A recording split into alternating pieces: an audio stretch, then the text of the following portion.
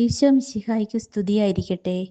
സ്നേഹമുള്ളവരെ, വിശുദ്ധ John Paul രണ്ടാമൻ മാർപ്പാപ്പായുടെ തിരുനാൾ ആഘോഷിക്കുന്ന ഇന്ന് ആ വിശുദ്ധൻ്റെ ജീവിതത്തിലേക്ക് നമുക്കൊന്ന് കടന്നു ചെല്ലാം.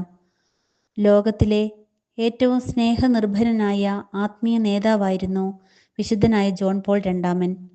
അദ്ദേഹത്തിൻ്റെ യഥാർത്ഥ പേര് കാരോൾ വോയ്റ്റീവ എന്നാണ്. 1920 മെയ് 18 അദ്ദേഹം പോളണ്ടിലെ വാഡോവിസ് എന്ന ചെറിയ പട്ടണത്തിൽ ജനിച്ചു. ചെറുപ്പത്തിൽ തന്നെ അമ്മയെയും സഹോദരനെയും പിതാവിനെയും നഷ്ടപ്പെട്ട അദ്ദേഹം കഠിനമായ ജീവിത സാഹചര്യങ്ങൾക്കിടയിലും പഠനവും ആത്മീയ ജീവിതവും തുടരുകയായിരുന്നു. അദ്ദേഹത്തിന് ആദ്യം സാഹിത്യത്തിലും നാടകകലകളിലും താല്പര്യമുണ്ടായിരുന്നെങ്കിലും രണ്ടാം ലോക മഹായുദ്ധകാലത്ത് പള്ളിയുടെ സേവനത്തിലേക്ക് വിളിക്കപ്പെട്ടു.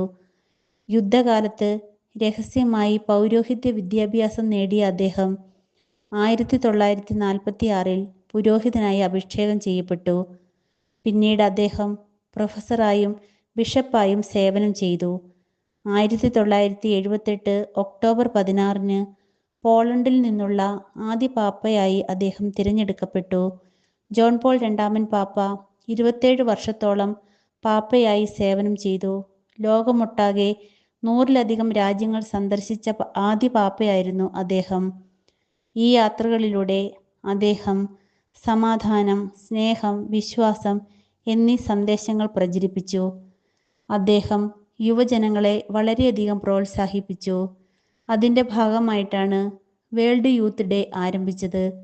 ഭയപ്പെടേണ്ട, ക്രിസ്തുവിനായി നിങ്ങളുടെ ഹൃദയത്തിൻ്റെ വാതിൽ തുറക്കൂ എന്ന അദ്ദേഹത്തിൻ്റെ പ്രസിദ്ധമായ വാക്കുകൾ ലോകമെമ്പാടുമുള്ള ക്രൈസ്തവരെയെല്ലാം പ്രചോദിപ്പിച്ചു.